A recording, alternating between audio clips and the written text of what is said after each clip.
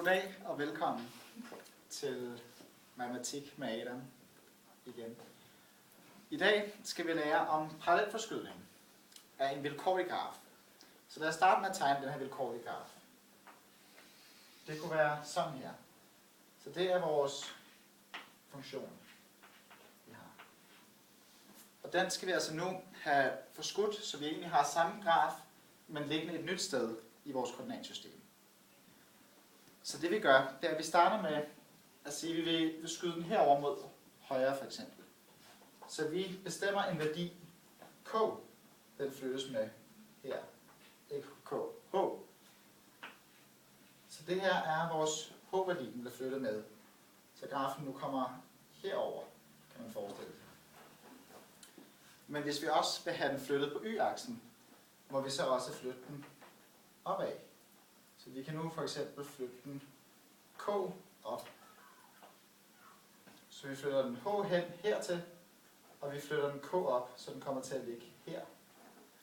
Og der får vi så en ny graf, der er helt magen til, men liggende et nyt sted. Og det her punkt, lad os bare kalde det punkt x, skal vi større, x, y. Og det er altså på vores nye graf, som vi kan kalde funktionen af g. Så nu har vi altså, at det her punkt er x, y. Så må det originale punkt, hvis vi skal give det en værdi, det er jo på x-aksen her, er det h længere tilbage. Så x-værdien, det må altså være x minus h, da den er h mindre. Så vi har x minus h. På samme måde, på y-aksen er den k længere nede. Det må altså være y minus k, som det her punkt hedder. Så det er vores to punkter, vi er i spil nu. Hvis vi så kigger her og tager funktionsværdien af gx, det kan vi skrive herover. Funktionsværdien af gx. Det må være lige med, hvis vi tager funktionsværdien her, det har vi sagt er y. Så funktionsværdien af gx må være y. På samme måde, hvis vi tager funktionsværdien af x minus h, så må det være y minus k. Så funktionsværdien her af x minus h, det er lige med y minus k. Det vi nu kan gøre, det er, at vi kan omformulere den her lidt. Så vi går hen og får i stedet for, vi vil nemlig gerne isolere y'et, går det ud på her.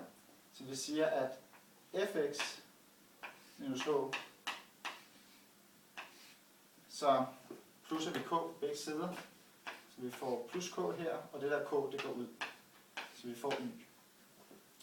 Nu kan vi ligesom sammenligne de her to, da vi har en variabel her, der gentager sig. Vi kan altså sige, at gx er lige med fx minus h plus k, da y begge steder er gældende. Så hvis det her er lige med y, og det her er lige med y, så må det her også være lige med det her.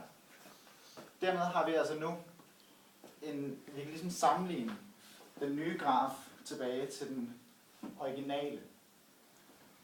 Så det vi kan sige, det er, at det her punkt, det svarer til det punkt, og det samme anden vej. Det punkt svarer til det punkt. Og funktionen, der ligesom kan sammenligne de to, er gx er lige med f x minus h plus k. Så h svarer til, hvor langt, hvad man flytter på x-aksen, og k er, hvad man flytter på y-aksen. Hvis man inputter det i den graf, så får man den nye her. Og det er sådan parallelforskydning ved et kort graf virker.